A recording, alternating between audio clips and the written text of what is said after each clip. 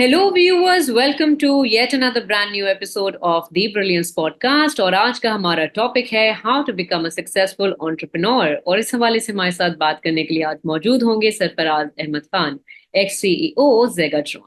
Now जेगाट्रॉन एक clothing brand consultancy रहा है इन कराची पाकिस्तान, जो कि सरफराज मैनेज कर रहे थे और माशाल्लाह कराची पाकिस्तान से दुनिया भर में काम करते रहे हैं और अब मूव कर चुके हैं टर्की, वहां एक्सपैंड कर रहे हैं अपने 3 नए बिजनेसेस के साथ।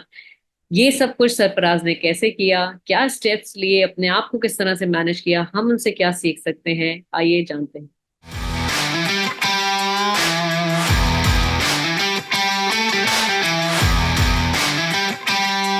अस्सलाम वालेकुम सरफराज, क्या हाल है? वालेकुम अस्सलाम। बिल्कुल ठीक ठाक। आप बताएं नौरीन, कैसी हैं आप? अल्हम्दुलिल्लाह बेहतरीन। Sarfaraz, thank you so much for making time out of your busy schedule ताकि हमारे व्यूअर्स के साथ आप बात कर सकें। एंड जैसा कि आपको पता है, आज का हमारा जो टॉपिक है, it is related to how to become an entrepreneur.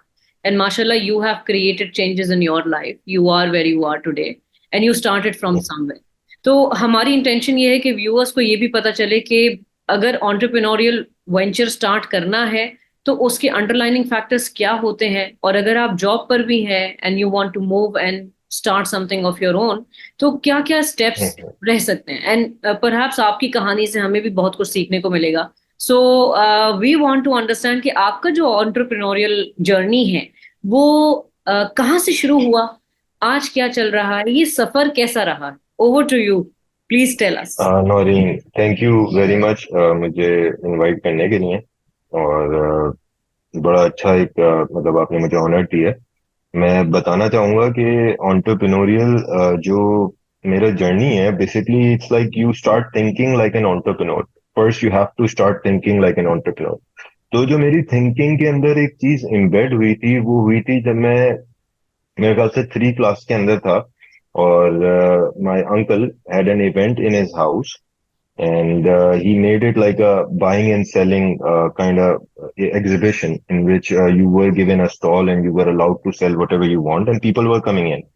So I remember I had like 30 rupees as saving, and I bought a lot of chips and other things.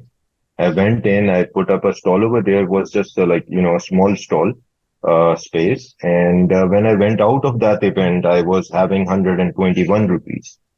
So all of a sudden it hit me like, you can just increase the value of your money like this, like, that's going like in four with 30 times rupees. Exactly. Although I wasted all that money in purchasing, other kind of chips and going to a restaurant. But the thing was, it gave me a hint, okay, how you can make money. तो fast forward, हमारे घर के पास एक बिरयानी वाला था जो कि बड़ा मशहूर है, and everyone knows about it. It's मज़ेदार haleem. So even I used to go over there, I used to have a lot of biryani. तो even when I was having biryani, I was observing how many plates is he selling, and what would be his cost of producing that biryani, and how much money he's making. So at that time, I made a calculation that he's earning about 4 crore rupees every month. So that actually enticed me. And uske baad, the thing is that I found an alternative as well that was giving cheaper biryani than Masdar Halim. I went to him and I asked that guy, why don't you do franchising? Why don't you open different branches like Masdar Halim, and you can be famous as well because your biryani have taste. His name was Tabarak, and I was there consulting him that, this is what you should do. And I remember I was like in metric at that time. सही। So the thing is that I had this innate ability within me that I could analyze any business, like, sitting there, observing what they are doing and how it can be formed. But these were like simple, not simple businesses, weren't very complex for me to understand. So fast forward, I went to a company. My father was buying a car from that company. It was like he bought that car in an auction. And I was sitting with a guy who recently completed his MBA from Karachi University, and he was there. He got a job for like 12,000 rupees at that time, and he was very excited. So that actually gave me like, a hint that I should be educated as well. I should get, bachelor's and master's, and I should do that. Although all people in my family are very well educated and very well settled in the United States. But these things actually give you a little motivation, a push in your career, that what you want to do in your life. So here, I like, when I started studying in CBN, I did job as well alongside with it, because my economic financial situation in my house was not good. And my father, after giving like one semester fees, he said, I would not be giving fees for your entire, semester. So that was like, a hurdle. And I wanted to really continue my education. I didn't want to leave it. So I decided like, let's do job with it. So I got a job in a call center. It was like in 2007, I guess, and it was a very good experience. And the moment, like, after 1 month, I realized how they are working, what kind of business they are doing, and how they are making money. And it was the first success. I was made a supervisor in 3 months, so it was good, and I earned money from there as well. And I earned enough to pay off my semester fee, but instead I bought something else. I bought a mobile instead of like, paying the semester fee. So eventually that fee was paid by my uncle. He's in United States and he's my mentor. And you really need mentors in your career to grow forward.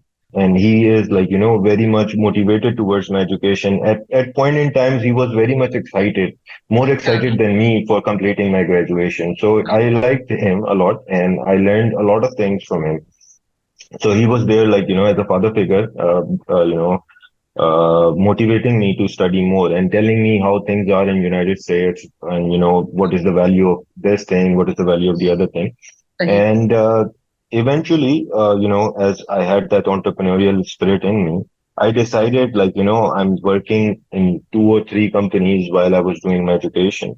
So why not I start a business? I was Hmm. actually working. I had the saving of around 72,000 rupees, and I said, let's do a business. So I still remember there were times when I couldn't sleep for like, in 5 days, I was just sleeping for 2 or 3 hours, and I'm mostly like in the van. A van used to come and pick me up from the house, and I was sleeping in that van. While going to the university and coming back from the university, I used to complete my sleeps. I've been there. So, yeah. Yeah. So रात में आप job कर रहे हैं दोपहर में you are searching like how to start a business and stuff like that, and eventually I remember I called a lot of people from my university and from my school. I had this that if I were to do a business, these are the kind of people that you would want to know and you would want them to be in your team. I knew कि हाँ. यार business अकेले आप successful नहीं हो सकते. You need to have people around you that are talented, and तो ये चीज मेरे अंदर थी शुरू से कि मैं आइडेंटिफाई कर लेता था. जैसे मेरे स्कूल का एक दोस्त था, उसको मैंने आइडेंटिफाई किया हुआ था कि यार ये अकाउंटिंग और मैथमेटिक्स और इन चीजों में बड़ा जबरदस्त होगा. और सेम इज द हाँ. केस, मेरा एक दोस्त था अरसलान, जो यूनिवर्सिटी के अंदर था. मुझे पता था कि यार ये बड़ा जबरदस्त होगा कंटेंट राइटिंग के अंदर. और हम्म. इवेंचुअली एक दोस्त मुझे और जिसने सपोर्ट किया वो था सोहेब.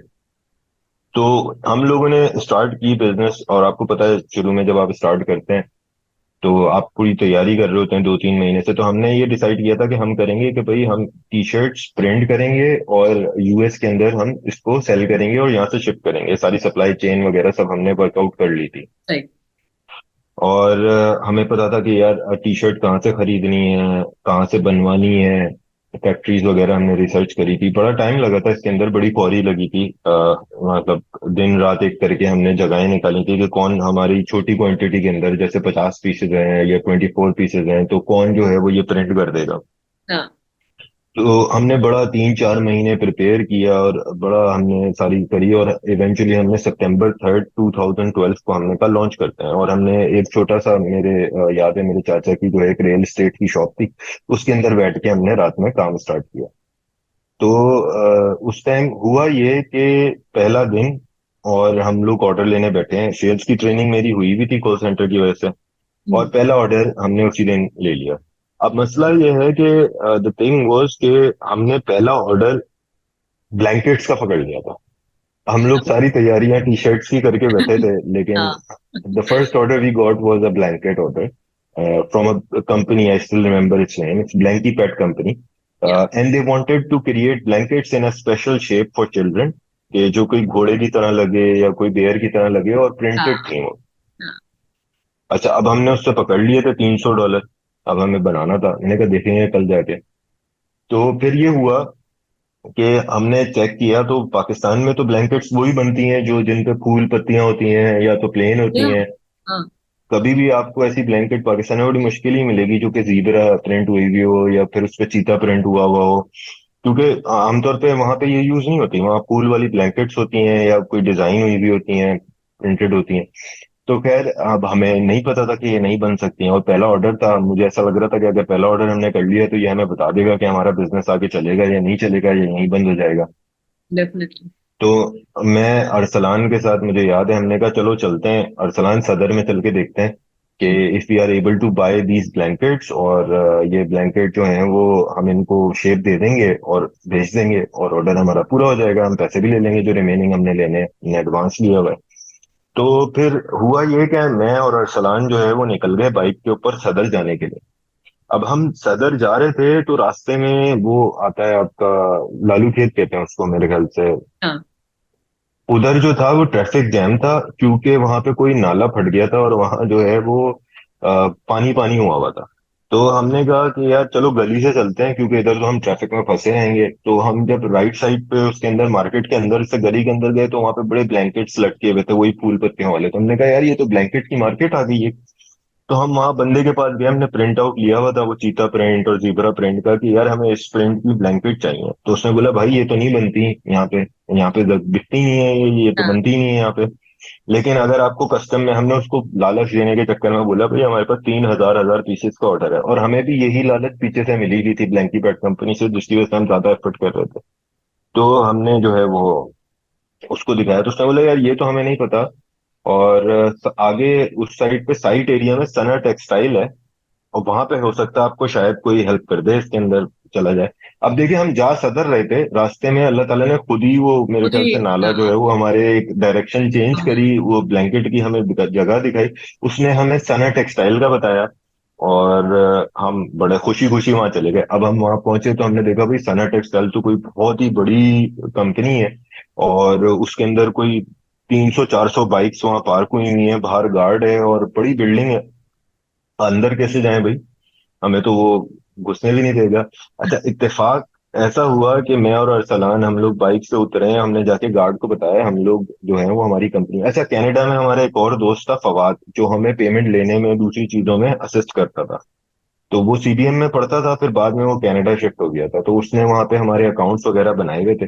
तो हमने अपनी कंपनी कनाडा में रजिस्टर कराई थी, पाकिस्तान में भी करी हुई थी लेकिन कनाडा में रजिस्टर कराई थी। तो हमने जाके उसको बोला कि भाई हमारी कंपनी ऐसे ऐसे कनाडा में भी रजिस्टर्ड है, पाकिस्तान में भी रजिस्टर्ड है, गार्ड को बोला। और हमने बोला कि भाई हमें ये ब्लैंकेट्स बनवानी है और हम आए हैं ये देखने के लिए। अच्छा, इत्तेफाक से जो उस कंपनी का ओनर था वो किसी कैनेडियन गेस्ट को एक्सपेक्ट कर रहा था। तो गार्ड हमें अंदर लेके चला गया और ले जाके ओनर के रूम में बिठा दिया कि आप वेट करें वो आ रहे हैं। गार्ड हमें कोई और समझा और हम कोई और थे, हम तो बाइक पे से उतरे थे। तो हाँ। फिर अच्छा, हम अंदर चले गए, हम वहाँ बैठे थे, उसको हमने अपनी वेबसाइट दिखाई, हमने बनवाई थी बड़ी अच्छी। मुझे याद है 25,000 रुपये, जो हमारे 70,000 रुपये की इन्वेस्टमेंट थी उसमें से 25,000 वेबसाइट के थे। तो वो वेबसाइट दिखाई, उसको भी लगा कि यार कोई बड़ी कंपनी है। और जो है वो उसने हमें पूरे ऑफिस का, फैक्ट्री का, हर जगह का टूर देना शुरू कर दिया। अच्छा, उसने हमें मना कर दिया कि ये प्रिंटेड वाली ब्लैंकेट तो नहीं बन सकेगी, और ये तो हम नहीं बना सकेंगे, ये तो बहुत पहले हम बनाते थे, हमारे पास जब एक्सपोर्ट के ऑर्डर आते थे, ये तो नहीं हो सकता, ये बहुत पहले की चीज है। लेकिन फिर भी वो बजट था कि वो हमें पूरी फैक्ट्री का टूर दे, क्योंकि हमने उसको 3-3 हजार पीसेस का बोला था हम ऑर्डर प्लेस करेंगे। और उसको ये लग रहा था हम कोई कनाडा से आने वाले उसके कोई दूसरे वाले गेस्ट हैं। तो हम्म। उस बंदे ने पूरी फैक्ट्री घुमाई हमें, इधर बनती है ब्लैंकेट, और हम लोग जो है वो अपने दिल दिल में ना, यार हमें बड़ी वीआईपी ट्रीटमेंट मिल रही है, जबरदस्त सीन है। और हम वो करते रहे। अच्छा, उसने फिर ले जाके एक बहुत बड़ा रूम हमें दिखाया जिधर उसके सैंपल्स रखे हुए थे।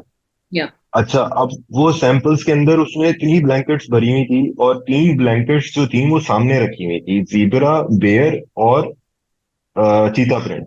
वो 3 ब्लैंकेट्स नीचे की तरफ सामने रखी हुई थी। अच्छा, वो हमें मना कर चुका था कि ये नहीं है, और मैं घुसते ही साथ अंदर वो 3 ब्लैंकेट्स ऐसे रखी हुई थी जैसे अल्लाह ताला ने हमारे लिए ही रखी हुई है। मैं यही सोच रही हूँ कि बड़ी तजल्लियाती कैफियत है कि बाइक से उतरे, वो कैनेडियन गेस्ट आने वाला था, उसके पास ब्लैंकेट हाँ। भी रखे हुए अब ये माशाल्लाह। ये इत्तेफाक मैं आपको बता रहा हूँ कि बिजनेस स्टार्ट करने का कैसे हुआ। अब वो ब्लैंकेट्स वहां पड़ी हैं, हमारे पास पैसे भी नहीं थे उसको खरीदने के लिए। हमने उससे बोला भाई यही तो हमें चाहिए, ये हमें सैंपल के लिए चाहिए, ये हमें चाहिए। तो बोला यार ये तो एक ही पीस बने, और ये कोई 10-20 साल पहले हमारे पास ऑर्डर आया था, उसके सैंपल बचे हुए हैं हमारे पास। हमने कहा आप हमें फिलहाल दे दें, हम इसी का ऑर्डर आपके पास लेकर आएंगे। खैर हमारे पास पैसे नहीं थे उस टाइम उसको खरीदने के लिए। उसने हमें 7,000, 4,000 और 11,000 के होलसेल रेट बताए, तो तकरीबन 19-20 हजार बनते हैं। तो मैंने कहा अच्छा ठीक है, हम कल आते हैं। अब कल मैं अपने भाई के साथ गाड़ी में गया, ये दिखाने के लिए कि बड़े ही हैं, लेकिन गाड़ी भी हमारी कोई इतनी खास नहीं थी उस टाइम पे।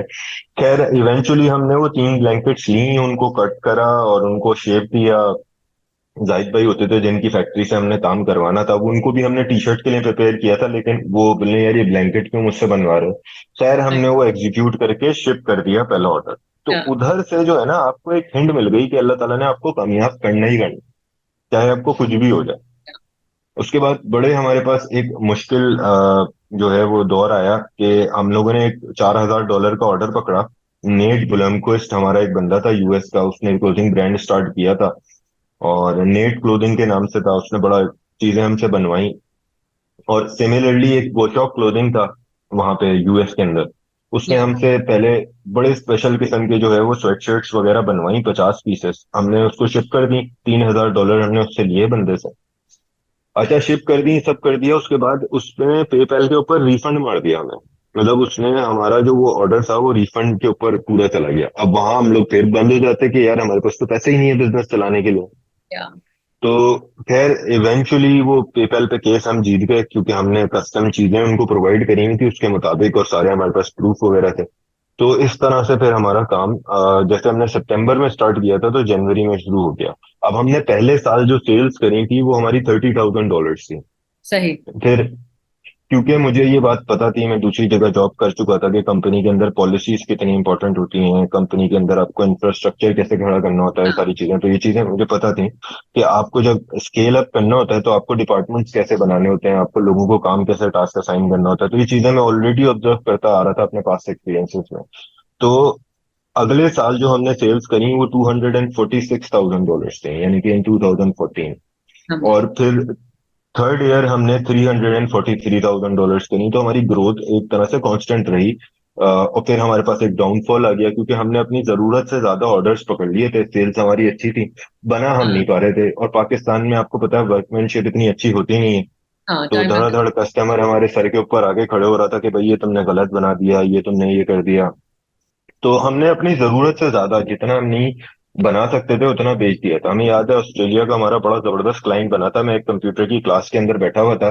मुझे याद है उसमें सीन ये था कि उन्होंने मुझे पकड़ा, भाई तुम क्या कर रहे हो, तुम कंप्यूटर के ऊपर काम तो नहीं कर रहे। मैंने कहा सर मैंने अभी एक $40,000 का ऑर्डर क्लोज किया यहाँ पे बैठ के। तो He उनको was like, उन्होंने कहा, what? उन्होंने कहा नहीं ये क्या करा तुमने। तो उन्होंने आके, मैंने कहा देखें ये इनवॉइस भेजी है, ये बंदे ने पेमेंट रसीद भेजी है कि उसने मुझे पेमेंट कर दी है $40,000 अकाउंट के अंदर। तो हाँ। उन्होंने बोला भाई तुम्हें तो हमें हमें तुम्हें बताना चाहिए, एंटरप्रेन्योरशिप का हमें बताना है। मैंने कहा सर आपको जब जरूरत हो। फिर उसके बाद उन्होंने काफी चीजें मेरे से पूछी भी, मैंने भी उनसे पूछी, बड़ा अच्छा हमारा रिलेशनशिप रहा। मेरे पास फेसबुक पे ऐड है, मुझे बस ये नाम अभी उनका याद नहीं आ रहा। हाँ। ये बड़े अच्छे टीचर हैं, हालांकि मेरे कजन के दोस्त भी थे वो, बाद में पता चला था मुझे। सही सही सही। तो इस तरह से चला। फिर एक डाउनफॉल आया 2016 के अंदर, मैंने रीस्ट्रक्चरिंग करी पूरे बिजनेस की, हम मूव इन करे अलग तरीके से, फिर इस तरह से चलता रहा। अब the thing is we achieved our peak of $1.1 million in sales in 2020 hmm. और 2021 के अंदर। या अब during this time Covid happened, yeah और कोविड में contrary to popular belief we actually grew, हमारी सेल्स बढ़ी। या क्योंकि ऑब्वियसली मेरे ख्याल से एक आपका जैसे इंटरेस्ट रेट कम हुआ हुआ था यूएस के अंदर, तो हम्म। लिक्विडिटी जो थी वो बड़ी एक्सेस में थी लोगों के पास, तो दे या wanted to like start their business in US, तो दे वर प्लेसिंग ऑर्डर्स। तो हमारा काम बढ़ गया अल्लाह के फजलो करम से। उसके बाद हुआ ये कि कोविड के अंदर when you are alone you have a self realisation. मुझे ये रियलाइज हुआ कि यार अल्लाह ताला ने मुझे किस मकसद से पैदा किया, और क्या गोल्स हो सकते हैं लाइफ के अंदर, क्या आपको करना है। तो माय गोल चेंज शिफ्टेड। तो कोविड में आई हैड दिस रियलाइजेशन कि यार मैंने गाड़ी भी अच्छी ली हुई है, वीगो ली हुई है, और चार गार्ड्स मेरे साथ घूम रहे होते हैं, और जो है वो बड़े अच्छे, जो है वो एक घर के अंदर रह रहा हूँ, घर भी चेंज कर चुका हूँ, पैसे भी हैं, बाहर जाके फॉरेन सिटीजनशिप भी ले ली है, और उधर बाहर सेटल भी हो सकता हूँ। तो मैंने तो सब कुछ अपने लिए किया, मैंने दूसरों के लिए तो कुछ नहीं किया। ऑन कॉन्ट्रेरी जो मैं बोलता रहा कि मैंने जो है वो करना है ये चीजें, और मुझे ऑब्वियसली मैंने जॉब क्रिएशन करी, और मेरी जो मेजर जो रेवेन्यू था, जो प्रॉफिट था, वो सैलरी पेइंग में जाता था। मैंने बहुत सारी चीजों के लिए जॉब रखी, मतलब काफी मेरा गोल ये था कि मैं चाहता था कि मैं जॉब क्रिएट करूं ज्यादा या से ज्यादा, और मेरा शौक था कि मेरे पास इतने लोग काम कर रहे हैं, और देयर वाज अ टाइम कि हमारे पास 100 लोग काम कर रहे थे। लेकिन ये डबल एज स्वॉर्ड हो जाती है, आपके लोग लेजी हो जाते हैं। अब मैं आपको एग्जांपल देता हूँ, मैंने फैक्ट्री के अंदर जॉब के लिए लोग रखे हुए थे, तो एक बंदा चाय बनाता था, एक बंदा चाय जो है वो जाके दे के आता था। तो इस तरह से हो गया था कि लोगों ने काम इतने छोटे छोटे करके बांट लिए थे कि बाकी टाइम पे वो फारिग बैठे रहते थे। तो आपको ये भी राइट देखना होता है कि आपको अपनी ह्यूमन रिसोर्स कितनी एफिशिएंट रखनी है। या आप चैरिटी कर लो अगर आपको करनी है तो, लेकिन आप बिजनेस के अंदर इंडक्ट ना करो लोग, क्योंकि वो स्लो डाउन कर देते हैं प्रोसेस को। और अब बहुत ऐसी चीजें हो गई, जैसे और वो चाय उस बनाने वाला इंसान के बंदा। लिए भी गलत हो जाता है, फिर उसकी अपनी ग्रोथ जो है वो एग्जैक्टली, स्टैग्नेंसी की तरफ चली जाती है। एग्जैक्टली। तो अब ये इस तरह की चीजें हो गई थी। तो खैर इवेंचुअली मैंने फिर ये रियलाइज किया कि मैं अपनी बिजनेस के अंदर जितनी भी एफर्ट कर लूं, मैं $1 मिलियन से इसको जितना भी कोशिश कर लूं कि लेके चला जाऊं, मेरी कैपेसिटी और ये सारी चीजें यहाँ पे लिमिटेड है, क्योंकि जिस नीश में मैं ऑपरेट कर रहा हूँ उस नीश में इतनी ग्रोथ पॉसिबल नहीं है मेरे लिए। या यानी कि मैं अगर एम्बिशन करूं कि मुझे $1 बिलियन कंपनी बनानी है, तो मैं इधर रहते हुए नहीं बना सकता, और मुझे 1 लाख जॉब्स क्रिएट करनी है, तो मैं इधर ये काम करते हुए जो मैं कर रहा हूँ 12 साल से वो नहीं कर सकता।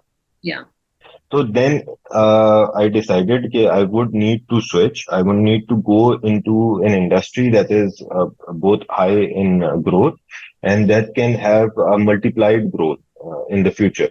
And क्योंकि obviously एक fascination होती है, you need to compete with Steve Jobs, Jeff Bezos और Mark Zuckerberg। आप देखते हो उनको कि यार they started like in 2009, 2007 Facebook started and now look where they are। तो या आपको एक कंपटीशन होता है कि यार पाकिस्तान से ऐसे लोग क्यों नहीं आते, पाकिस्तान से ऐसे लोग क्यों नहीं उठ के जाते कि जो या इतने लेवल पे, क्योंकि होता ये है कि दे बिकम कॉम्प्लेसेंट। अब किसी को कोई मसला नहीं है अगर बंदा $2 लाख साल के कमा रहा है, तो that's like in Pakistan you are earning about I think 5 crore rupees in year. तो कोई भी अपना ये कंफर्ट जोन सेक्रीफाइस नहीं करना चाहता। हाँ तो ये भी एक रीजन होता है कि बंदा कुछ और सोचता नहीं है, जबकि मेरा ये था कि मुझे ऐसी चीज करनी थी दैट कैन रीच $1 बिलियन। ज्यादा से ज्यादा क्या होगा अगर मैं नहीं कर सका, नहीं होऊंगा कामयाब। Eventually I have done things for myself, I am settled, but I need to take risk, this is the time. अगर मैंने इस टाइम रिस्क नहीं लिए तो फिर मैं बाद में रिस्क नहीं ले सकूंगा। तो I need to work on the ideas that actually goes around in my mind. मैंने फिर जो है वो अपने बिजनेस के ऊपर से फोकस हटाया, और ऑब्वियसली वो डाउन द ड्रेन जाने लग गया। क्योंकि जब आप फोकस हटाते हैं अपना एक बिजनेस के ऊपर से और आप दूसरे बिजनेस पे फोकस करते हैं, तो ये आपके साथ होता है कि आपकी सेल्स, और ये क्योंकि आपकी आप इसको कह लें कॉस्ट ऑफ एक्सपेंडिंग या कॉस्ट ऑफ डूइंग बिजनेस। हम्म। तो मेरी सेल्स गिर गई 2022 के अंदर और 2023 के अंदर। सही। और इन 2 years में I did a lot of research, I started creating units, business models in my mind, how things are suppose to be. तो इस तरह से सोचते हुए मैंने फिर एक रिक्रूटमेंट पोर्टल का सोचा, तस्दीक.ai। और ये रिक्रूटमेंट पोर्टल हमने बड़ा मुश्किलों से बनाया है, बड़ा, क्योंकि पाकिस्तान में आपको लोग मिलना, क्योंकि आपने पहले, मैंने एक एजेंसी को कॉन्ट्रैक्ट किया पहले, और उसके थ्रू ये बनाने की कोशिश करी, लेकिन वो बन नहीं सका। और फिर उसके बाद मैंने इन हाउस कोशिश करी, तो इन हाउस मैंने 1 साल अपना जाया करा, नहीं बन सका। फिर इवेंचुअली मुझे एक बहुत जबरदस्त और टैलेंटेड बंदा मिला, यूसुफ, जिसने मुझे ये बना के दिया, और हमारा बन चुका है, और अभी एमवीपी है, और हम लोग इसके ऊपर टेस्टिंग कर रहे हैं। इंशाल्लाह मैं यूनिवर्सिटी में जाके जो है वो सर तालिब करीम के साथ इसके ऊपर मीटिंग भी करूंगा कि कैसे इसको आगे हम बढ़ा सकते हैं, और एजुकेशन इंस्टीट्यूट को कैसे अपना एक जो है वो पार्टनर बना सकते हैं इस गेम के अंदर। दूसरा, मैंने देखा कि टर्की के अंदर मैं मूव हो गया हूँ, तो यहाँ पे मेडिकल टूरिज्म की बड़ी अपॉर्चुनिटीज हैं, and there is no portal basically that is giving English things, English discounted. Locals के लिए तो बहुत सारे पोर्टल हैं और लोकल्स को बड़ी डिस्काउंट वगैरह मिल रही है चीजों पे, सही। लेकिन जो फॉरेनर टूरिस्ट आता है उसको नहीं मिल पाती। So we have started this medical tourism portal in which people can actually find out what kind of cosmetic discounts और यानी कि आपकी डिफरेंट डिफरेंट सर्जरीज की क्या डिस्काउंट चल रही है, ना सिर्फ टर्की में, थाईलैंड में, दूसरी जगह पे। हम्म, और हमने इस पे जो है वो काफी क्लिनिक्स ट्राई किए कि बड़े क्लिनिक्स को ऑनबोर्ड किया है कि वो अपनी प्रमोशनल ऑफर्स इसके ऊपर चलाएं ताकि हम ये टूरिस्ट को अट्रैक्ट कर सकें and they are able to utilise the discount. क्योंकि होता यह है कि इंटरनेशनल ट्रैवल मैंने बहुत किया, अल्लाह के फजलो करम से काफी कंट्रीज गया हूँ। तो वहाँ हर कंट्री के अंदर, सिर्फ टर्की के अंदर नहीं बल्कि इटली के अंदर भी, फ्रांस के अंदर भी, they have this innate feeling with in you कि यार ये टूरिस्ट है, इसको लूटो, इससे ज्यादा से ज्यादा पैसे निकालो। तो और जो लोकल्स होते हैं they get to know a lot of about discount. जैसे आप पाकिस्तान आए, पाकिस्तान में देखेंगे तो आपको पता होगा कि यार कौन सी चीज कहाँ पे सस्ती मिल रही है। लेकिन जब आप कोई गोरा आता है तो आप चाहते हो कि यार उससे डॉलर ले लें बड़े ज्यादा। बेशक। तो सेम केस है हर जगह, हर कंट्री के अंदर। तो मैंने ये कॉस्मेटिक और मेडिकल ट्रीटमेंट्स, जो ऐसी ट्रीटमेंट्स हैं जो ऑन द गो हो जाती हैं, उसके लिए ये पोर्टल बनाया है। लेकिन उनको भी जब पता चलता है कि यार इस बंदे को कुछ नहीं पता, तो वो they want to take more money out of you. तो मैं इसमें कहता हूँ कि आजकल दुनिया ऐसी है कि you need to be there. और या इसीलिए सॉल्यूशंस आ रही हैं आपके पास इस तरह की कि जिसमें आपको डिस्काउंटेड चीजें मिल जाती हैं, आपको चीजें मिल जाती हैं कि क्या एक्चुअल प्राइस है, क्या है। और तीसरा जो मेरा आइडिया है, तीसरा जो मेरा बिजनेस है, that's like utilizing the 12 years of my experience in the clothing brand and utilizing my experience in a way that it becomes fashionability. मैं एक नया वर्ड कॉइन इन करना चाह रहा हूँ कि मैं फैशन के साथ यूटिलिटी अटैच करना चाह रहा हूँ। सही तो I want to make a clothing brand that is both both fashionable as well as utilizable. सही। तो आपने सुना होगा कि देर आर फिजिट टॉयज आते हैं। फिजिटिंग हम लोगों की सबकी आदत होती है, हम लोग कभी लेग शिफ्ट कर रहे होते हैं, कभी जो है वो हम लोग बैठे हुए, जैसे अभी भी आपसे मीटिंग करते हुए मेरे ये हाथ दोनों कभी यूं कर रहे हैं, कभी यूं कर रहे हैं। We do that, yes. Exactly exactly. तो थिंग इज कि आपके पैशन में अगर ऐसी एबिलिटी आ जाए कि वो आपको फिजिटिंग करने दे और साथ में आपको फोकस रखे, और आपके पास ऐसी मूवमेंट्स हो रेडिली अवेलेबल हर टाइम पे कि जो आपको फोकस रखें और आपको एनजाइटी को जो है वो मतलब लोअर लेवल पे रखें। तो मैंने ऐसा हुडी डिजाइन किया, बड़ा उसके ऊपर काम किया हमने। बड़ी प्रोटोटाइपिंग करी, फैब्रिक फैब्रिक सेलेक्ट किए, तो हमने एक ऐसा हुडी बनाया अभी फिलहाल जो हम किक स्टार्टर पे लॉन्च करने जा रहे हैं। तो वो एक क्लोथिंग ब्रांड है। तो ये तीन चीजें मैंने इस तरह से स्टार्ट करी और अब आगे लगा हूँ। और जो अब मेरा गोल है वो ये है कि यार इन कंपनीज को एटलीस्ट 100 $100 million कंपनीज जो है अगले 3 सालों में मुझे बनाना है। तो अब आमीन देखें क्या होता है, आमीन इंशाल्लाह कोशिशों में लगे हैं। Sarfaraz. You know, I've actually we come from the same university, और हमारी एक दो दफा पहले भी मुलाकात हो चुकी है। काफी आपने प्लान्स मुझे पहले भी बताए थे, and you know it's a very noble intention I would say कि जॉब्स क्रिएट करनी है मैंने। However, having this reality check कि हाँ भाई हम जॉब से पैसे नहीं क्रिएट कर सकते, जहाँ बंदा जो है बस नाम के लिए जॉब पर है। We need to see hmm. उसकी ग्रोथ भी हो रही है। तो of course as a business owner आपको अपनी भी स्केलेबिलिटी के ऊपर फोकस करना पड़ेगा, ताकि जो भी इंडक्ट हो रहा है वो वो भी कोई करियर पाथ में आगे बढ़े। Now Sarfaraz, exactly. क्योंकि ये वीडियो, ये जो हमारा शो है, ये जो हमारी पॉडकास्ट है, ये कुछ लोग देखेंगे जरूर। और आपने अपना जर्नी तो बता दिया कि शुरू में आपने कहाँ से स्टार्ट किया, और माशाल्लाह अल्लाह ने भी जो है ना वो हाथ थाम के जो आगे बढ़ा दिया, बेशक जी अल्हम्दुलिल्लाह। बिल्कुल।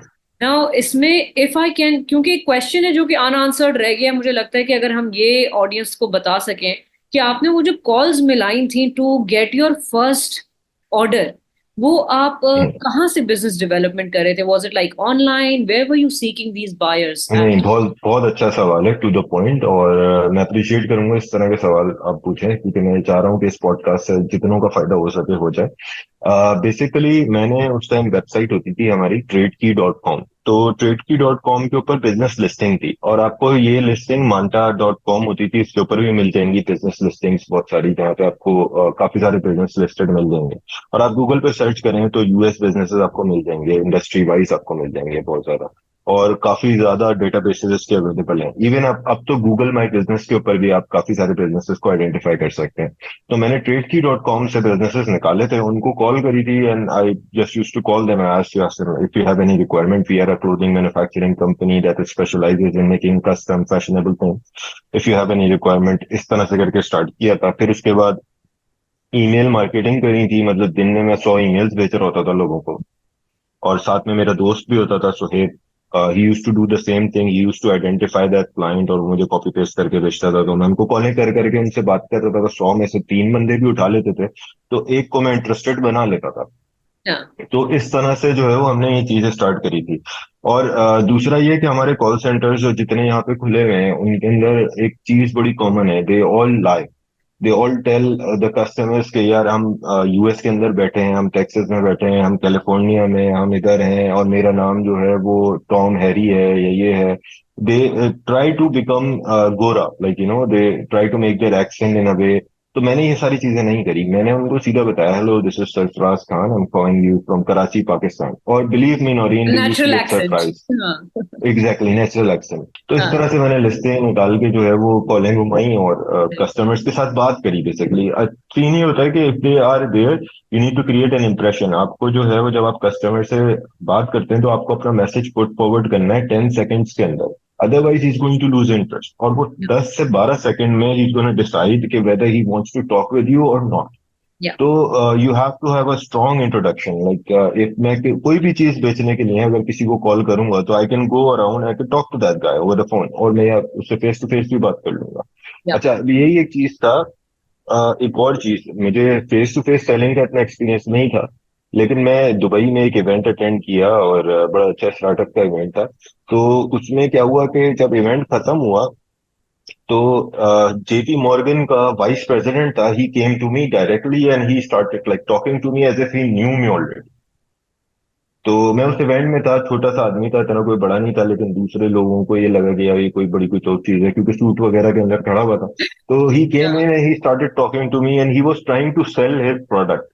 और हाँ। मुझे उसका सेल्स एबिलिटी इतनी अच्छी लगी कि आई प्रिटेंडेड कि I am going to buy it from you, और मैंने या। उससे चीजें सीखी कि या। वो किस तरह गोरा था दुबई के अंदर, और he was trying to sell me his package. मुझे इतना ज्यादा उसका याद नहीं रहा कि क्या बेच रहा था, लेकिन मैं उसकी स्किल सेट देख रहा था, तो वो मुझे बड़ा इंटाइस करा। वहां से 2016 के अंदर 15 में मेरे ख्याल से मैंने दुबई में उसको एक्सपीरियंस किया था। मुझे बड़ा अच्छा लगा कि यार how you can go and just talk business, start talking with other person without him realising that you are a new person. या। तो इस तरह से you need to go forward sales अगर आपको करनी है इंटरनेशनली भी। और ऑब्वियसली मैं वेलकम करता हूँ कोई अगर मुझसे चीजें पूछना चाह रहा है या वो जानना चाह रहा है, तो मैं इसके अंदर बड़ा ओपन हूँ कि कोई भी आए और मुझसे पूछे कि यार किस तरह अप्रोच करना है। मैं कुछ कॉलें करके भी दिखा दूंगा, मुझे याद है मैंने काफी लोगों को करके दिखाई है ये पहले, वंडरफुल, और थैंक पिच यू सो वगैरह मच। पूरी बना के दी है। Thank you so much sir Faraz. और व्यूअर्स व्यूअर्स अगर आप लोग देख रहे हैं तो सर फराज को आप कांटेक्ट भी कर सकते हैं, and sir Faraz will be answering those questions, या फिर आप कमेंट्स में हमें अपने क्वेश्चंस जो हैं वो भेज सकते हैं, and we shall make sure that we get answers from Sarfaraz here. And Sarfaraz, ये जो एक सवाल मैंने आपसे पूछा था, ये बड़ा इंपॉर्टेंट क्वेश्चन है, क्योंकि काफी लोगों को हम्म। नहीं पता यार मैं पहला स्टेप क्या है मेरा, मैं कहाँ से स्टार्ट करूँ, एग्जैक्टली। या मुझे पैसे कौन दे सकता है। सो thank you so much for answering this question. And if I और कैन। ज्यादातर स्टार्टअप्स के अंदर लोग फंडिंग का वेट कर रहे होते हैं।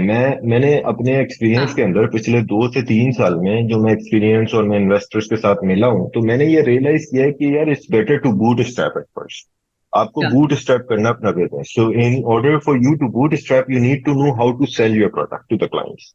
एंड आपको बेचना कैसे है। सरफराज, अगर आप बूट स्ट्रैप को थोड़ा सा एक्सप्लेन कर दें very briefly, what is bootstrap for viewers.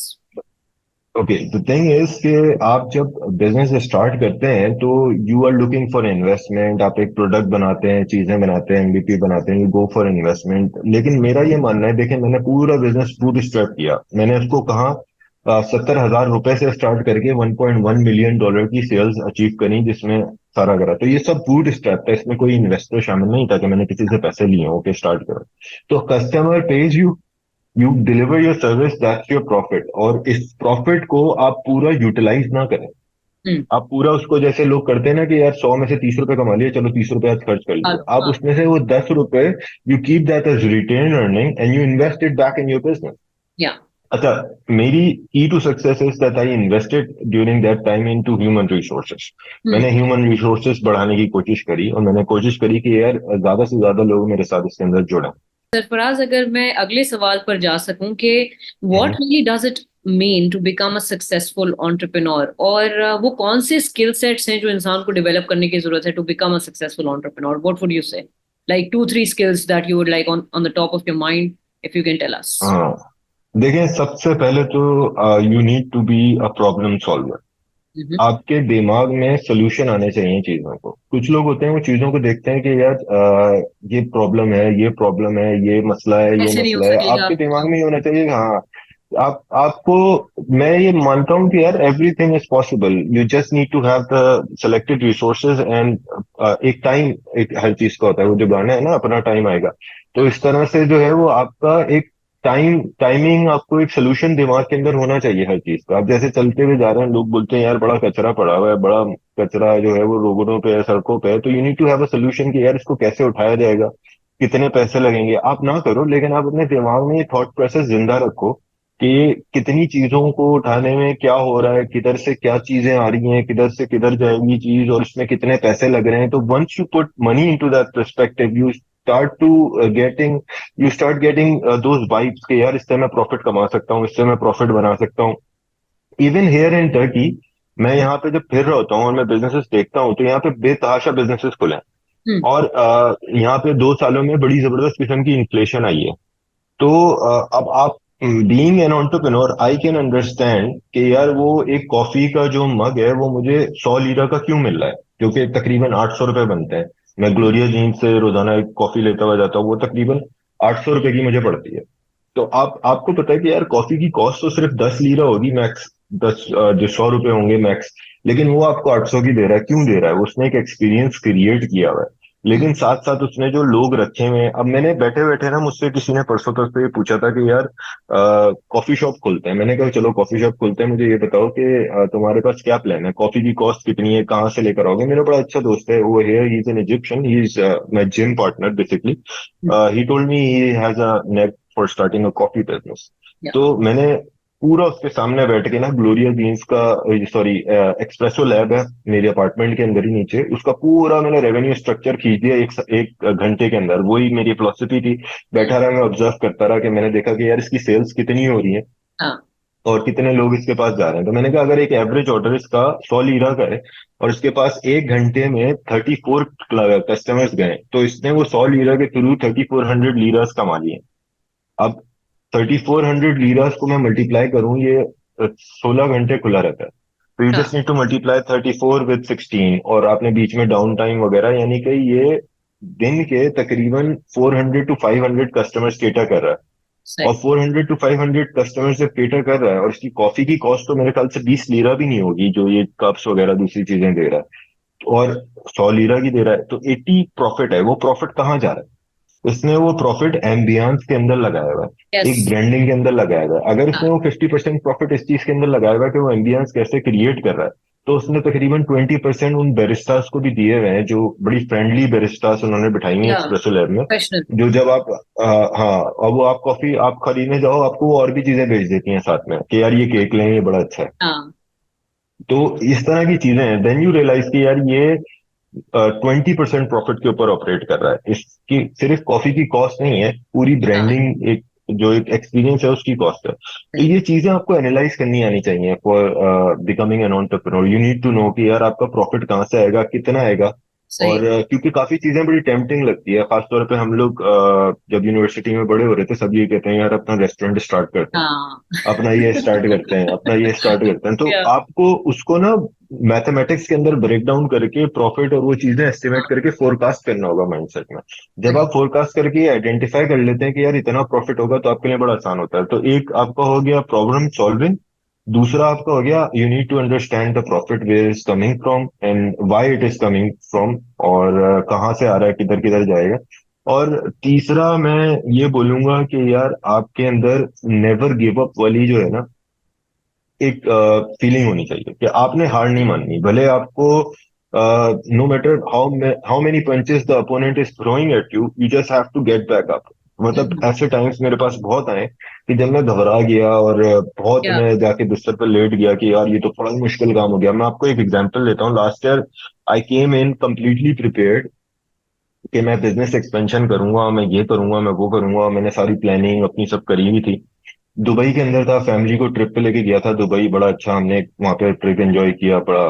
मेरी वाइफ कभी उधर गई नहीं थी, तो उसको मैं लेके गया था पहली बार दुबई। मैं जा चुका हूँ बहुत दफा, मुझे अच्छा नहीं लगता घूमना वहाँ पे, तो वाइफ को घूमना था तो लेके चला गया था वहाँ। अब वहां से वापसी में जब मैंने उसको भेजा, मेरा चेस बैंक में अकाउंट था यूएस के अंदर, उन्होंने वो बंद कर दिया। अब इंटरेस्टिंग। उसमें मेरे तकरीबन लाख 1.5 लाख डॉलर पड़े थे जो मैंने इन्वेस्ट करने थे, वो उन्होंने बंद कर दिया अचानक। और सारे हमारे मर्चेंट्स वगैरह बंद कर दिए विदाउट एनी रीजन, कोई रीजन नहीं दिया हमें, कुछ नहीं दिया।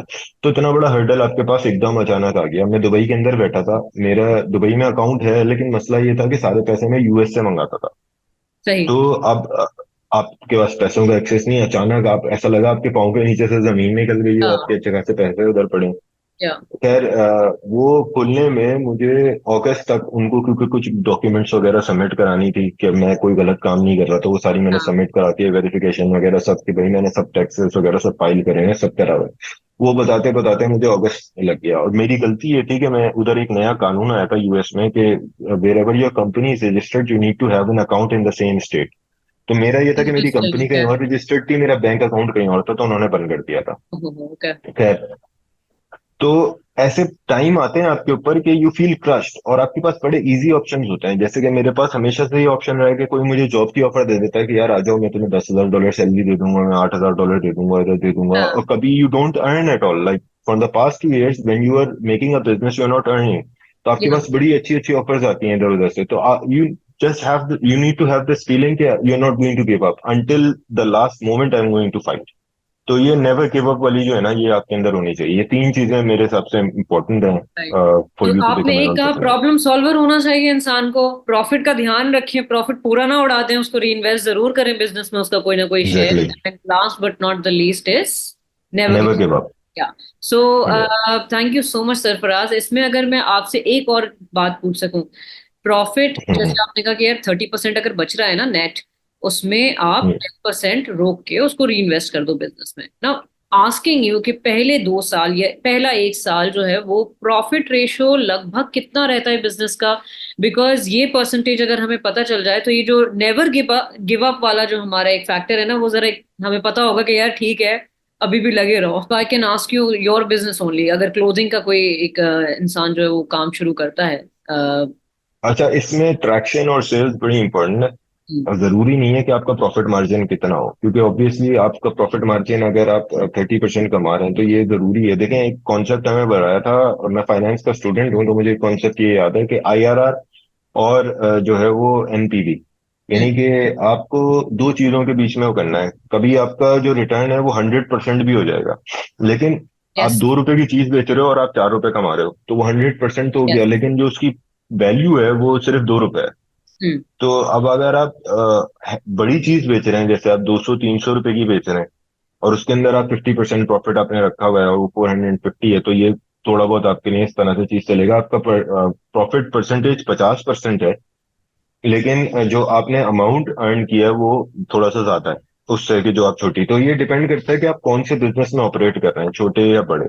और आपके पास 6 महीने का बैकअप होना चाहिए।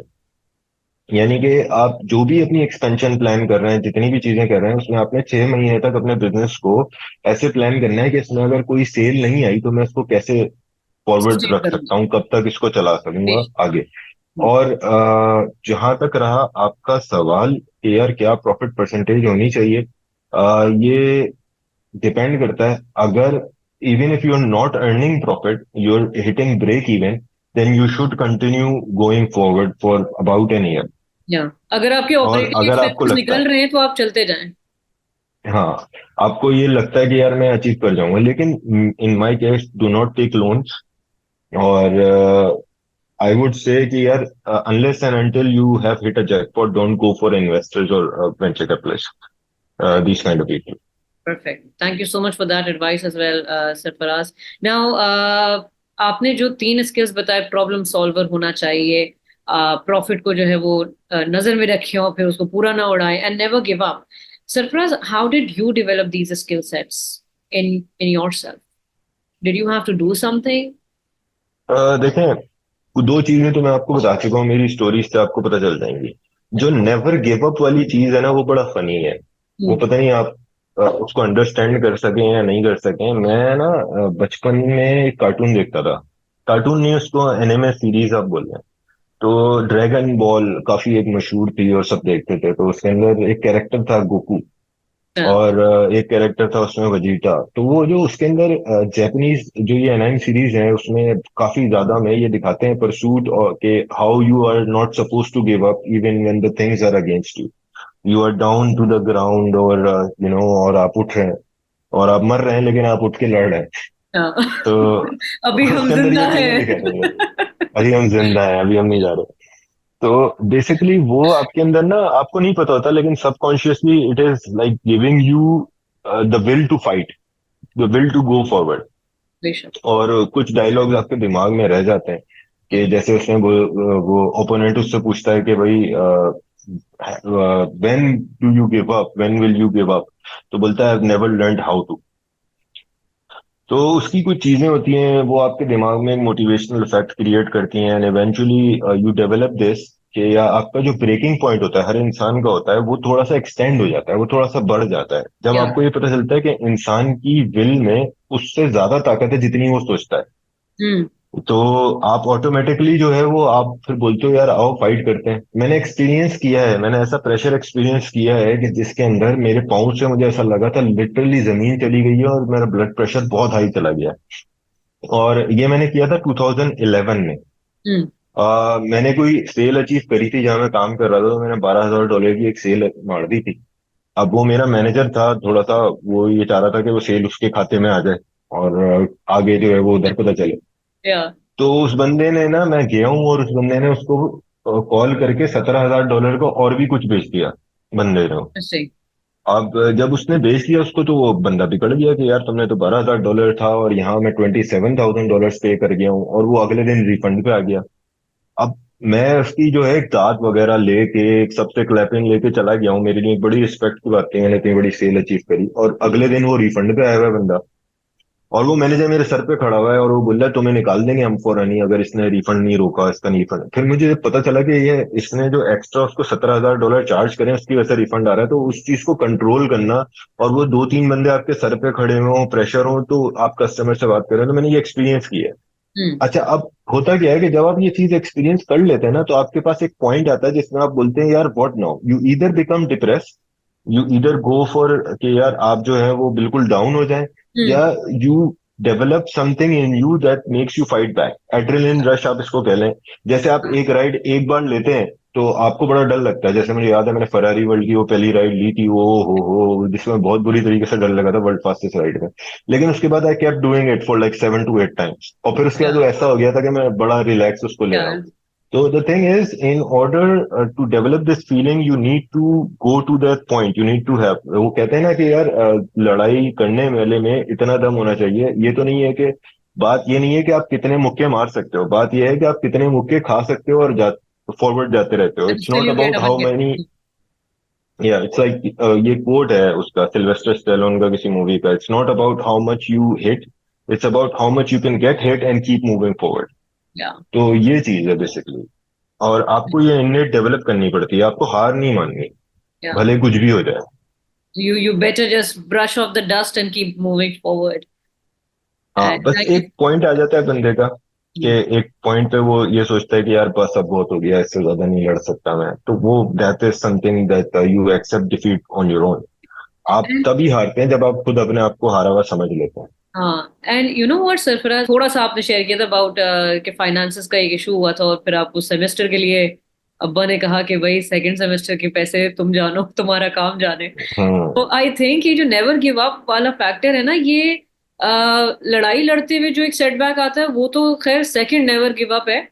जो एक पहला नेवर गिव अप इंसान के लाइफ में आता है ना, वो तब आता है जब रिसोर्सेज नहीं होती एंड यू, आपके पास कोई चारा नहीं है और आप सोचते हो कि यार ये मेरी कहानी नहीं है, हम्म। यही जो अजीब सी कहानी है जिसमें इतनी बेचारगी है, this is not my story, my story has to be a different one. So वहां जो आप एक अपने आप को एक नया फ्रेम देते हैं, I think that is the key area जहां पर आप अपना एक माइंडसेट सेट कर लेते हो कि ठीक है, ये मैं अपने साथ नहीं होने दूंगा। एंड फिर अगर कोई नया सेटबैक आता है, you still find a way. हाँ, बड़ी जोर की हिट लगती है, but you still find a way to get up and brush off the dust and move forward. And thank you so much sir और फॉर। आपके पास ऐसे लोग भी होने चाहिए आसपास, या। आपके पास ऐसे दोस्त होने चाहिए जो आपको सपोर्ट करें। तो या। मैं तो मैं इस मामले में बड़ा लकी भी रहा हूँ और अनलकी भी रहा हूँ। अनलकी हो रहा हूँ कि मेरे एक दोस्त था जो 17 साल से मेरा दोस्त था, और उस बंदे ने मुझे 3-4 करोड़ का चूना लगाया, और उसने फ्रॉड किया कारोबार में। अल्लाह तो अकबर। लेकिन उसने बड़ा सिखाया। हाँ लेकिन एट द सेम टाइम मेरे पास ऐसे लोग थे जो मेरे साथ हमेशा खड़े रहे मुश्किल वक्त के अंदर, और उन्होंने हमेशा मुझे सपोर्ट किया, और दे न्यू मी। हम्म, जैसे आप जानती हैं उनमें से किसी को, जैसे साथ पर आचा है, और ये लोग हैं जो कॉन्स्टेंटली आपको ये बताते रहते थे, यार तू कर लेगा, तू कर लेगा, तू कर हाँ लेगा। तो you need to have this kind कोई ऑफ नहीं पीपल यार। In your life. हाँ, हाँ these kind of people should be there to actually boost your morale.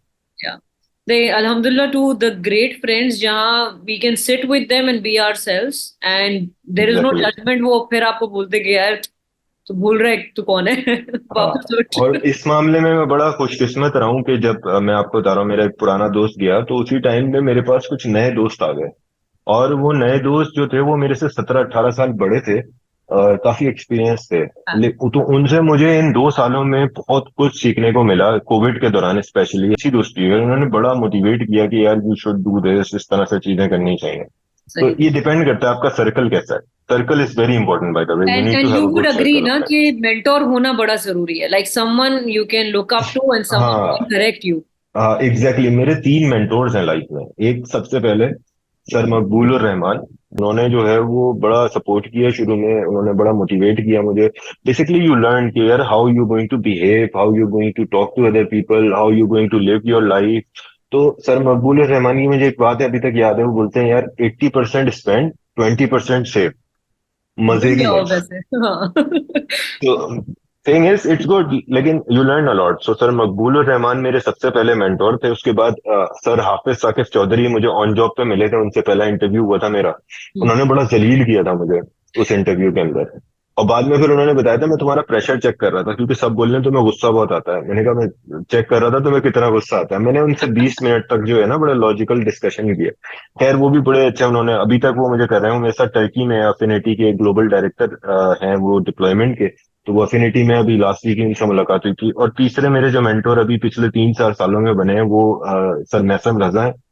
और वो अभी आजकल बड़े मशहूर चल रहे हैं, क्या कहते हैं, उन्होंने एक बड़ा अच्छा स्टैंड लिया हुआ है, और वो न्यूज चैनल में न्यूज कास्टर चल रहे हैं। तो काफी उनकी चीजें अभी आ रही हैं मार्केट के अंदर, और मुझे बड़ा अच्छा लग रहा है उनको देख के। उनकी सारी वीडियोस वगैरह मैं देखता हूँ।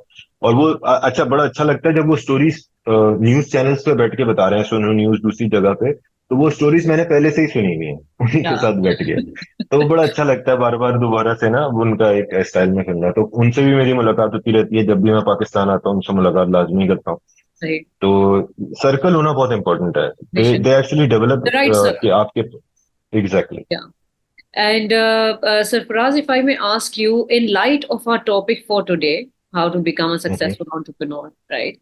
What do you believe about yourself? देखिए, द थिंग इज कि मैं ये समझता हूँ, या तो मैं कर जाऊंगा या तो मैं नहीं करूंगा।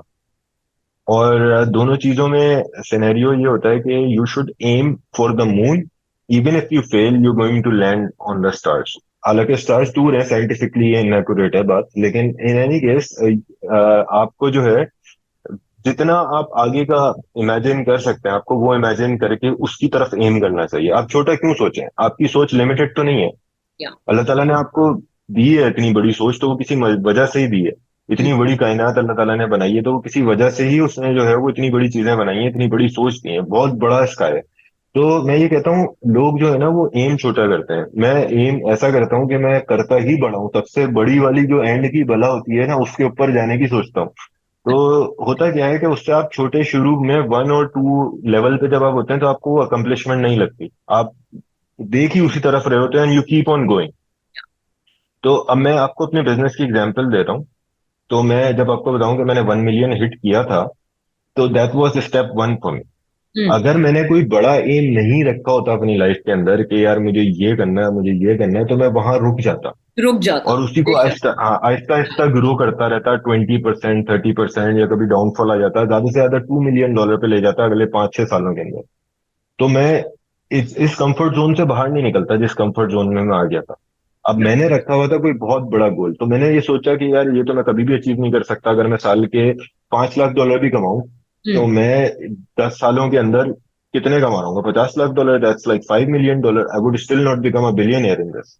या तो मुझे कुछ ऐसा सोच के करना पड़ेगा, या मुझे अपनी थॉट प्रोसेस ऐसी करनी पड़ेगी कि जिससे मैं 1000% ग्रोथ अचीव कर सकूं। अब बेशक। आप जब ये सोचते हैं ना कि आपने 1000% ग्रोथ अचीव करनी है, तो आपका दिमाग आपको रास्ते भी उसी तरह के बताता है। हम्म। जब आप छोटा सोचते हैं तो वो आपको छोटे रास्ते बताता है। ऑब्वियसली आपका दिमाग बड़ा लेजी, सबसे लेजी जो है ना वो आपका दिमाग है, क्योंकि वो आपको आसान रास्ते बताने की कोशिशों में लगा रहता है। या लेकिन जब आप उसको प्रिपेयर करते हैं ऐसे कि यार मुझे जो है वो ये काम करना है, और उसको बड़ा मुश्किल टास्क दे देते हैं, जैसे अभी मैंने अपने दिमाग को टास्क दिया हुआ है कि यार जेफ बेजोस, बिल गेट्स और स्टीव जॉब्स और सॉरी मार्क जकरबर्ग, इनसे नीचे नहीं सोचना। या तो अब उसी हिसाब से फिर मैंने अपने बिजनेस मॉडल्स बनाए हुए चीजें कि यार मैं सोच इतना बढ़ा रहा हूँ, अब नहीं पहुंच सका अगर वहां तक, तो एटलीस्ट कहीं तो इतना लैंड पहुंच करें। जाऊंगा कि बीच में कहीं लैंड करूंगा। बेशक बेशक, all the best Sarfaraz, I wish you all the best, may you succeed, आमीन इंशाल्लाह। थैंक यू, दुआएं चाहिए। एंड बेशक बेशक, all my prayers are with you buddy, all the best. And Sarfaraz, you know I teach mind sciences, I teach neuro linguistic programming। ये बात जो आपने कही है ना, अपने दिमाग को बता दो किस तरह से सोचना है। now having said hmm, that, you've given yourself this instruction कि भाई जेफ बेजोस, मार्क जकरबर्ग, इनसे कम नहीं सोचना है, इससे ज्यादा बड़ा सोचना है, ताकि कहीं ना कहीं तो लैंड करूं कि बिलियन में हम्म, हिट कर जाए। Now, is there anything else that you tell yourself about yourself in the morning maybe or during the day? कोई आपका एक एक कैसा पैटर्न रहता है that you keep telling yourself? Is there anything that you can share with us? हम्म। अब ये है कि आपको अब मेरा इस तरह से चलता है, मैं दिमाग में स्टोरीज बनाता हूँ। हम्म। तो जैसे जब मैं बिजनेस स्टार्ट कर रहा होता था, मैं दिमाग में बैठ के जो है वो point A, point B, point C इस तरह से बना लेता हूँ कि यार ये चीजें ये अचीव करनी है, इस तरह से आपको लॉन्ग टर्म प्लानिंग करनी है। या एक हो गया आपका लॉन्ग टर्म प्लान जो 10 साल का है, फिर एक हो गया मिड लॉन्ग टर्म प्लान जो 5 साल का है, फिर एक हो गया 3 साल का प्लान, फिर एक हो गया 1 साल का प्लान। तो Right. ये आपके सारे स्टेप्स हैं जो आपको जाना है। आप ये नहीं कर सकते कि आप डायरेक्ट ही 10 साल वाले एंड के सरफराज को देख लें कि यार ये हो गया। Yeah. आपको इसको इन चेक रखना है कि यार आपने वो 1 साल में अचीव किया, क्योंकि ऑब्वियसली अगर आपने वो चीज 1 साल में नहीं करी तो आप वो 10 साल में भी नहीं कर सकेंगे। आप जो है वो फिर वो आगे चला जाएगा टाइम, इसका Yeah. इम्पॉसिबल नहीं है, Yeah. टाइम बढ़ जाता है। तो इन अ वे मैं ये कहूंगा कि इसके ऊपर आपको लॉन्ग टर्म गोल रखना है और शॉर्ट टर्म गोल रखना है और डेली गोल्स रखने हैं। और मैं इसको विजुलाइज कर लेता हूँ, यार ये पॉइंट है ए, इधर से मैं इधर जाऊंगा तो ये हो जाएगा, इधर से मैं इधर जाऊंगा तो ये हो जाएगा। और दूसरा ये कि मैं चेस खेलता हूँ, और चेस मैं बहुत शौक से खेलता हूँ। मेरे ख्याल से आप भी खेलती थी चेस पहले शायद। तो वो आपको जो है वो स्ट्रेटेजाइजिंग सिखाता है कि ये चलना है तो उसके बाद ये होगा, ये चलना है तो। मैं ये समझता हूँ बिजनेस जो है ना वो बोर्ड ऑफ चेस है, चालें उसके ऊपर रखनी होती हैं, उसके ऊपर सामने रिएक्शन क्या आता है, उस हिसाब से आपको डिसीजन लेने होते हैं। और वो प्रिडिक्ट करना होता है कि सामने रिएक्शन क्या आ सकता है, कि अगर मैंने ये घोड़ा 2.5 चाल यहाँ रखा तो आगे वाला बंदा क्या क्या कर सकता है। तो ये जब आप हाँ, इस माइंडसेट में आते अगली हैं ना। 5 चालों तक आपने सोचना है हाँ, एटलीस्ट। एग्जैक्टली। या तो सही। ये चीज है। Wonderful, thank you so much Sarfaraz, really helps. And intention हमारा ये है कि जो लोग आपको सुन रहे हैं वो शायद ये बातें सुनने के बाद अपने माइंड को अलग तरह से मेंटेन करना शुरू कर दें, क्योंकि ऑफ कोर्स हम्म, जब हमें नहीं पता कि जी किस तरह से आगे बढ़ना चाहिए, अगर हमारे पास क्लैरिटी नहीं है, तो this content perhaps might help our viewers. And Sarfaraz, I would say thank you so much for being with us. जाते जाते अगर आप कुछ recommendations, लास्ट कुछ मैसेज अगर देना चाहें to anyone who is watching this video, this podcast, who perhaps वो शायद अपना एक बिजनेस स्टार्ट करना चाहते हैं या एंटरप्रेन्योरियल वेंचर जो है वो स्टार्ट करना चाहते हैं, so any last message as we are closing? मैं बस ये कहूंगा कि आपको अपनी लाइफ जो है वो ऐसे दिमाग के अंदर रखनी है कि आप अपने आप को 5 साल बाद, 10 साल बाद कहाँ देखते हैं। और you need to have movie, you need to have your life as a movie that you have seen, now you have to show it to others. अब आपको दूसरों को दिखानी है, आपने देख ली है क्योंकि आप अपने दिमाग में अपने आप को सक्सेसफुल विजुलाइज कर चुके हो कि यार ये होगा और ये हो जाएगा, ये हो जाएगा। अब आपको ये दूसरों को दिखानी है, तो you are a director basically. तो आप डायरेक्ट इट राइट। और आपको जो है वो प्लानिंग इस, मेरा एक दोस्त है, बहुत जबरदस्त अच्छा दोस्त था, उसका इंतकाल हो गया। उसके साथ मैं जाता था office. He gave me one quotation, bike के ऊपर जाते हुए बड़ा जोर से उसने बोला था, क्योंकि पीछे बाइक पे आवाज नहीं आ रही थी। उसने बोला था, प्लानिंग इज नथिंग, वो plans are nothing, planning is everything. तो हमने बहुत मजाक उड़ाया था उसका। हमने बोला था ये क्या बात हुई यार, ये तो बंदा ये भी बोल दे, कप इज नथिंग चाय is everything, bottle is nothing water is everything, तो ये कैसा कोटेशन। तो वो अगर आप उसकी गहराई में जाए ना, तो आपको ये बात समझ में आएगी कि आप जो प्लान्स बनाते हैं ना, उनकी कोई वैल्यू नहीं है। वैल्यू है आपकी प्लानिंग की, कि आप किस तरह प्लानिंग करते रहते हैं कंटिन्यूअसली। तो यस। बेसिकली वो कहना ये चाह रहा था, बड़ी देर बाद जाके समझ में आई। उस टाइम बड़ा मजाक उड़ाया था हमने उसका कि यार ये तुमने क्या बात कर दी कि चाहे इज नथिंग और इज एवरीथिंग। तो लेकिन गहराई ये है कि आप प्लानिंग करते रहे, क्योंकि आपके प्लान्स फेल होंगे।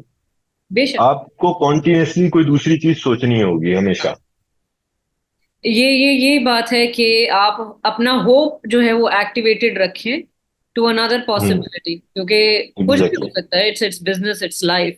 आप सोचते सब कुछ कुशल मंगल चल और रहा है तो जिंदगी ये कहती है ऐसे आपको कैसे। आपको ये बिलीफ अपने अंदर रखना है। ये या। जिसे कहते हैं ना, ये बड़ा एक्सपीरियंस के साथ समझ में आई मुझे, तवक्कल जिसे कहते हैं ना, तवक्कल होना, कि आपको अल्लाह पे भरोसा होना चाहिए। जो चीज आपके नसीब में लिख दी गई है उसको किसी का बाप आपसे नहीं छीन सकता। बेशक। और जो चीज नहीं लिखी उसके लिए आप जितनी भी कोशिश कर लें वो आपको नहीं मिलेगी। या। और तो इसमें ये चीज होनी चाहिए। एक रीसेंट और बात आपको याद मैंने। होगा, या। अभी मोहम्मद अहमद जिलानी एक होते थे हमारे साथ यूनिवर्सिटी के अंदर। उसमें मैं एग्जाम्स की बड़ी तैयारी कर रहा था। तो सीन ये था, मैंने बड़ी तैयारी करी थी, लेकिन मैं बड़ा प्रेशराइज में आया हुआ था कि यार पता नहीं रिजल्ट आएगा नहीं आएगा, और उसमें चैलेंज लगा हुआ था। यूजुअली मैं एग्जाम्स के लिए इतना पढ़ता नहीं हूँ, लेकिन उसके लिए मैंने बहुत पढ़ा था। तो उसने मुझे ये बोला था, भाई तुमने अपनी तैयारी कर ली, अब कामयाबी तुम्हारे हाथ में नहीं है, कामयाबी अल्लाह के हाथ में है। तो वही बात बाद में इमरान खान ने भी बोली, हो सकता है वो इंस्पायर हुआ हमसे। या। लेकिन वैसे ये सच है कि हाँ। आपके हाथ में अल्लाह ताला ने सिर्फ और सिर्फ कोशिश रखी है, कामयाबी वो ही देता है। तो बेशक। आप कुछ भी कर लें, अगर आपके नसीब में है तो वो मिल जाएगा। आप डिसअपॉइंट ना हो बस। और इस और पे उसकी बड़ी अल्लाह ताला खूबसूरत की बात जात है। से जो है वो कभी भी आप हाँ। डिसअपॉइंट ना हो। बेशक। और इस पे एक बड़ी खूबसूरत बात मैंने रिसेंटली मेरी नजर से गुजरी थी कि भाई इतना टेंशन लेने की जरूरत नहीं, आप अपनी मेहनत करो। रिस्क अल्लाह ने लिखा हुआ है, तुम्हारी सांस चल एग्जैक्टली रही exactly. है, रिस्क लिखा हुआ है तुम्हारा, तुम्हें मिलेगा, तुम बस हाँ, मेहनत करो। अगर वो तुम्हारा आप रिस्क कुछ खत्म भी हो कर गया, लो। तुम्हारी सांस भी खत्म कर देगा अल्लाह।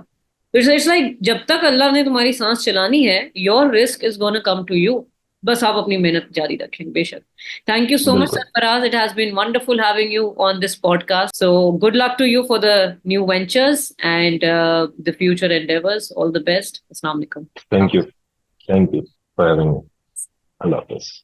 All right, viewers. So that was Sarfaraz Ahmed Khan with us. हमारा बहुत amazing discussion हुआ है about how to become a successful entrepreneur. बहुत amazing points जो हैं सरफराज ने हमारे साथ शेयर किए हैं। मुझे पूरी उम्मीद है आपके लिए beneficial रहे होंगे। हमें comments में जरूर बताइएगा कि आपको कौन सा पॉइंट सबसे ज्यादा क्लिक किया और आपने उसको अपने लिए जमा कर लिया है। हमारे चैनल को लाइक और सब्सक्राइब जरूर कर दीजिएगा और बेल आइकन पर भी क्लिक कर दीजिएगा ताकि तमाम नोटिफिकेशंस आप तक पहुंच सकें। अपना बेहद ख्याल रखें। खुदा हाफिज।